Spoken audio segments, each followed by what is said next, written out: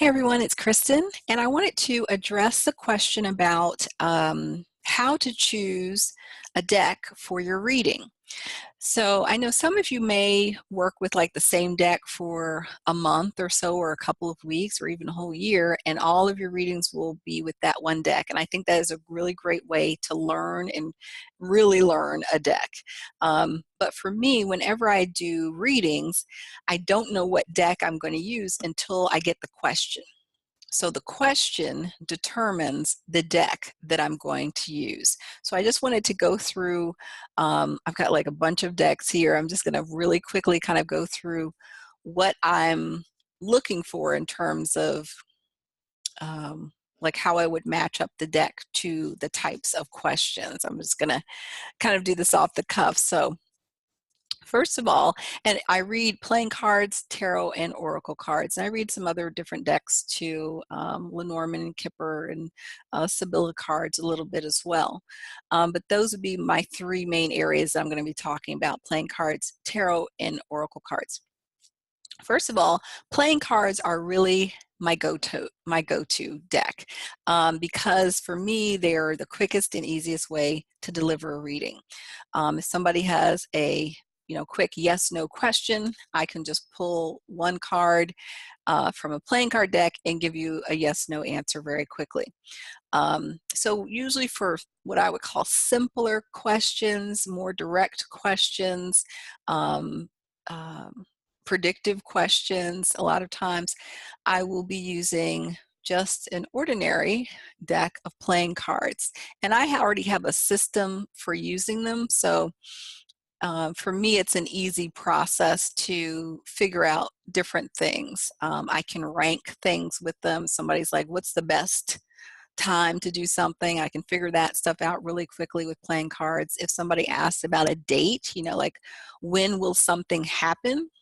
I can figure that out very quickly and easily with playing cards.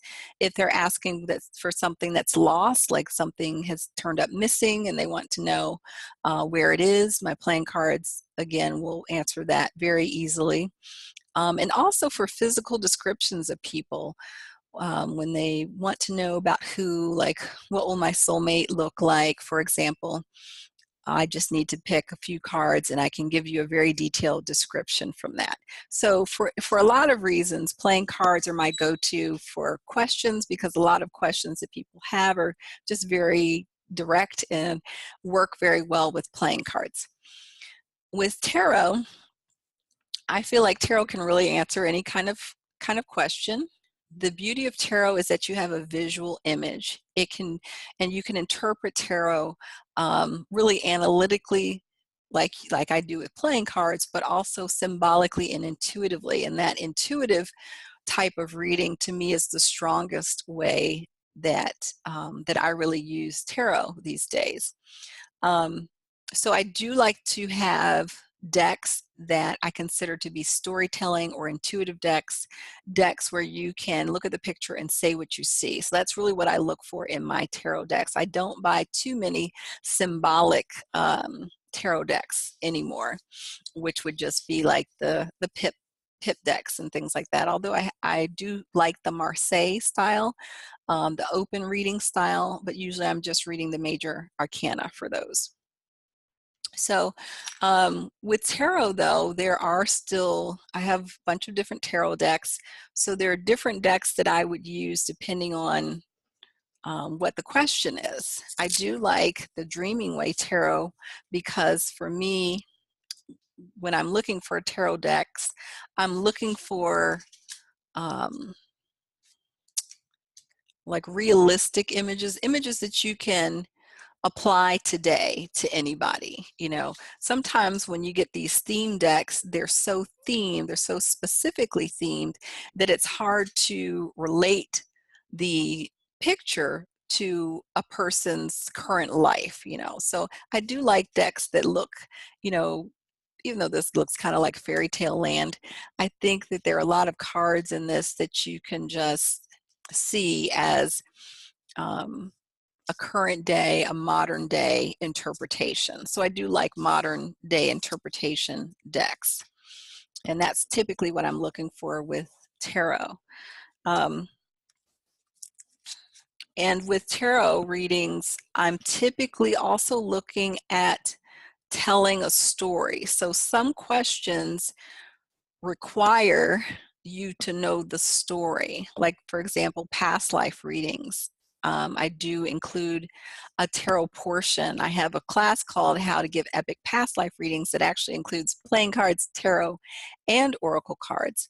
But the tarot portion of it helps you to see the story. So the playing cards give you the details. The tarot aspect helps you to tell the story. And then the oracle cards is like the summary. And that's really how I kind of divide up those divination tools in terms of how I use them.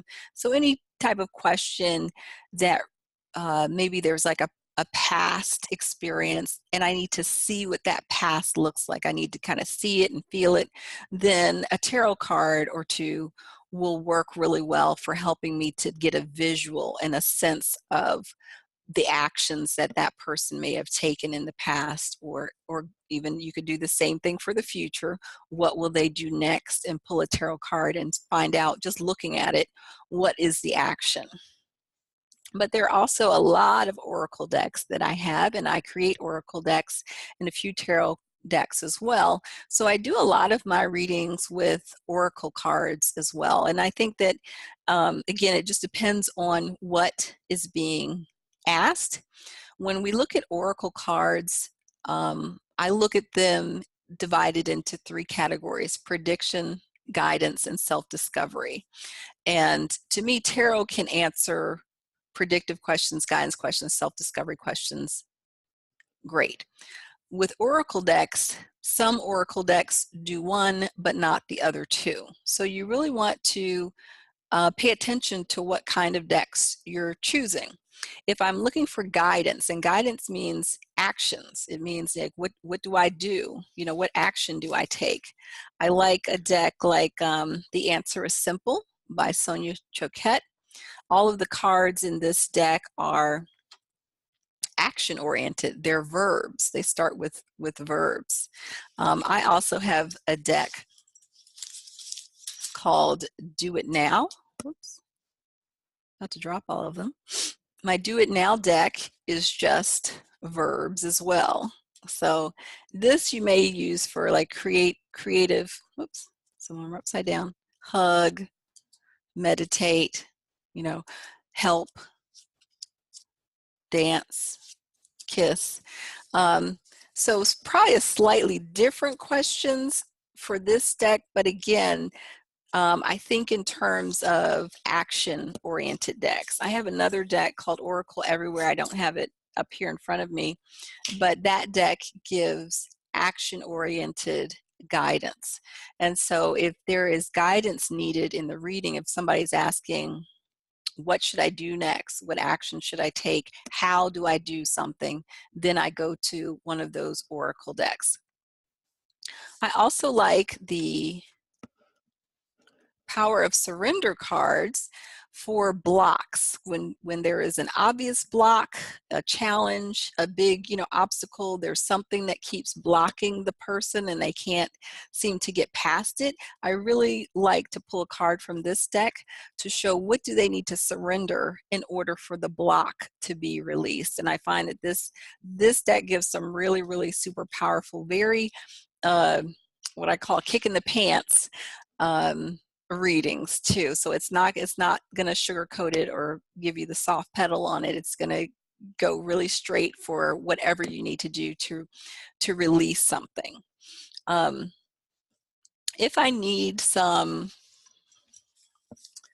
what I would call, sometimes people aren't so much looking for guidance, but they need just like an inspirational message. I really love to use The Universe Has Your Back. I think this is a great deck for inspirational messages. It's not necessarily worded as guidance, but it's kind of like to help you when you need to feel motivation or encouragement. And then I created a deck specifically for that.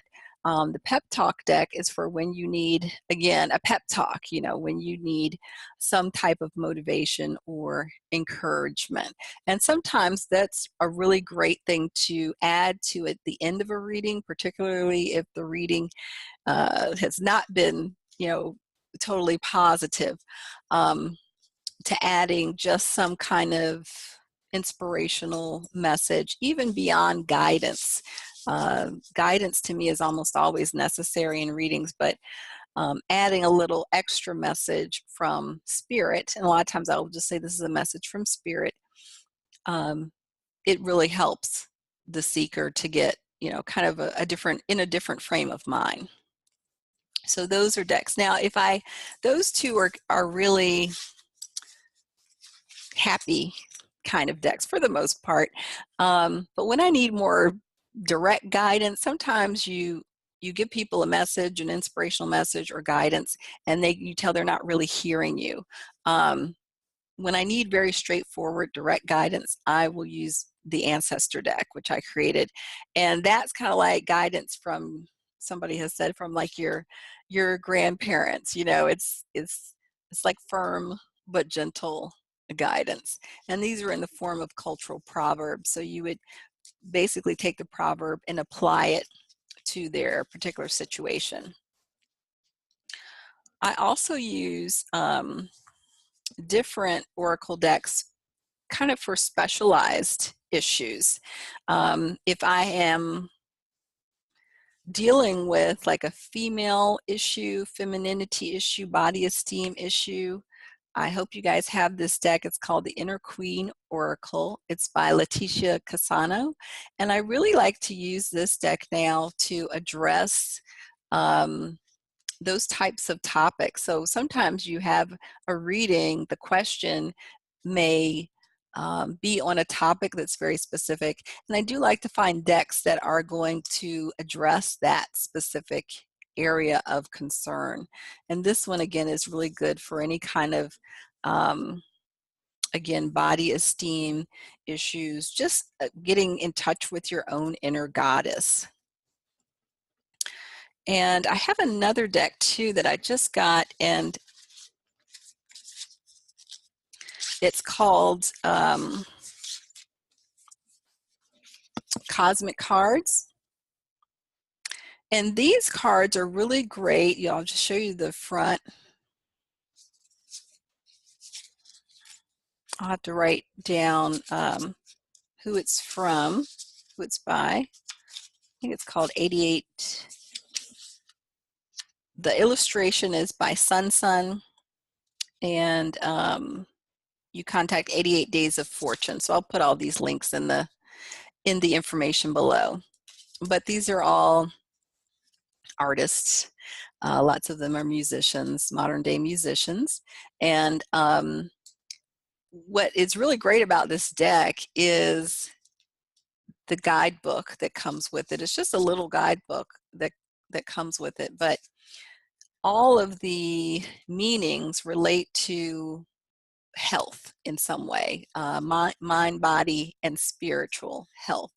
And so I find that this deck is really great for any type of readings where you need to make comments about people's spiritual health. If people are asking what's going on with me, mind, body, spirit, what's the state of my chakras, what do I need to do to improve my health?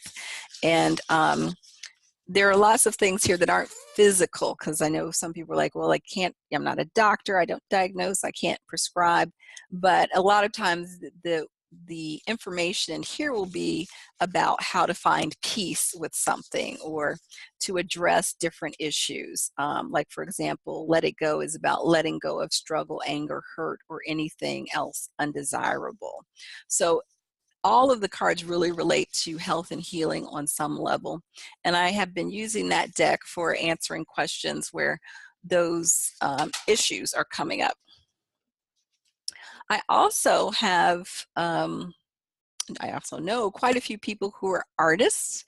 A lot of them I've met in the Pull Pen Paint classes hosted by Kyla Give Hand. And I actually created one deck kind of as a result of being in that course and thinking about my creative process. This is my Inner Flame Oracle, and it just gives a simple one-word keyword. But to me, all of these are related to the creative process and where you are, kind of what stage. Are you ready to take action to create something? Have you surrendered to your creative process? So where are you in that stage? So I do like to use these for artists and questions that are about art or creativity. I have also been using the Art Oracles deck, and this one is really fun. It's very unusual, I think, because, let me show you a couple of cards, because each card has a little phrase at the bottom. There's actually 3 phrases. One is for life, one is for work, one is for inspiration. But I find that when you read them, it can really spark a new creative direction for you. So for example, some things are only whole when they shatter. If you're an artist, you might ask, how can you apply that to your art, just that concept? How would you use that?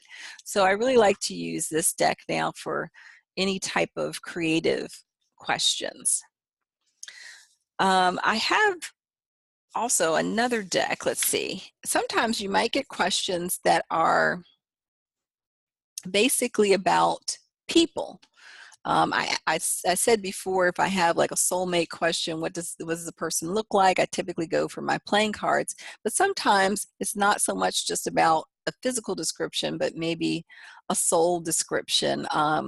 Maybe it's a question about the inner self and different layers of yourself. So anything that is focused on people, identities, that's a better word, identities. I really like the one deck is the Tarot of the Hidden Realms. If you've taken a look at this deck, you'll see that every single card features a person.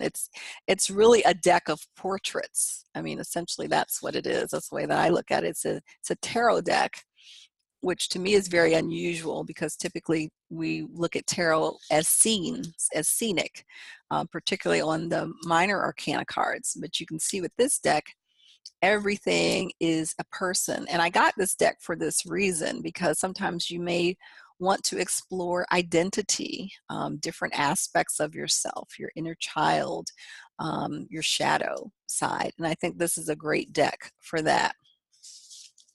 I also have a deck by Tommy Kelly called the 40 Servants. And I use this deck kind of in the same way for identities. Sometimes if you need to understand different aspects of yourself. To me, this is also a great deck for kind of meeting your spirit team. And I have a reading that I'll share with you at some other time that where I show you how to meet your spirit team through your cards. And so all of these cards are essentially identities. We have the healer, we have the thinker. And so I think it is a good deck that can be used when doing readings like that, uncovering different aspects of identity and persona.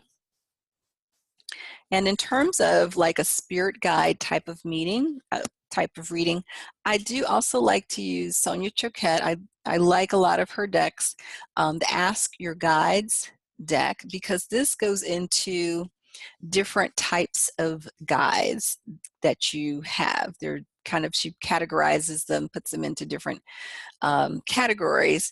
And so you may have warrior guides that are helping you to be stronger and more determined, you know, or you may have a guide that's helping you with your creativity. So I think that's a really great deck, and I use that when people have specific questions about spirit guides, or I want to deliver a reading like that. For relationship questions, and we all know that those are kind of the most frequently asked questions, I have a deck called the Love Notes Oracle. And I actually have 3 decks that are specific to love and relationships, the Cinderella deck, the Lover's Oracle, and this is my latest one, which is the Love Notes Oracle. And so this could be used for people who are looking for love or people who are in relationships, but essentially I created it so that it can answer a wide variety of different types of relationship questions. So I do like to have I often will use my playing cards for relationship questions, but I also like to have a couple of decks that are specific for love and relationship questions just because really they're asked so frequently. And I think I've covered just about all of the ones that I have out here, but I do want to also say that one of the decks that I wanted to show you is my Mood Swings emotion cards. And you don't see necessarily a lot of this in readings, but emotions, feelings, how do you feel? You know, a lot of times we'll do the reading, but we really don't understand or know what the seeker's true feelings are about that, especially if there's just a question. A lot of times you don't know how they're even feeling about that question. Sometimes that's not their real question. So understanding the emotions, the emotional root of an issue, sometimes will come up for readings. And I like to use this particular deck because I've just created this deck with, it'd be hard to see, different emotions. And I use it primarily as a way to understand what's underneath the surface emotions.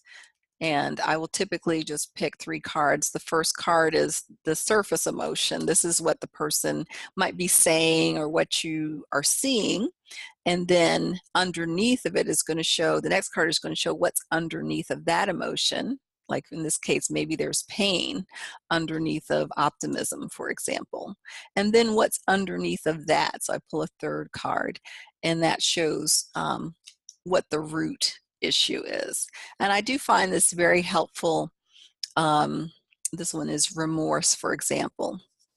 I do find this deck really helpful. That's the reason why I created it, is because sometimes I really want to just see and understand the emotions that are there. It's often, you often think one thing, but when you do the reading, you'll see a different emotion than what you think was there. And so I have found that those readings can be very powerful. So I just wanted to show you some of my decks that I use to answer different questions. And as I said, in order to choose the deck, I always need to know what the question is first. Is it a simple question? Again, I might go straight for my playing cards. If it's a more in-depth question, then I usually look at tarot or oracle cards. And I will often pick cards from different decks to do the whole reading, just depending on what we're trying to find out. So there are different decks that I use for different types of questions, love and relationship readings, for example. There are different decks that I use if you have like a serious block or challenge and we're trying to uncover that and identify it. There are decks that I use for guidance specifically. How can I give you guidance for moving forward? And so I just want you to start thinking about your own decks in your collection and how you use your different decks. And it's also great to answer people's questions if they ask, why do you need all these decks? Well, this is why.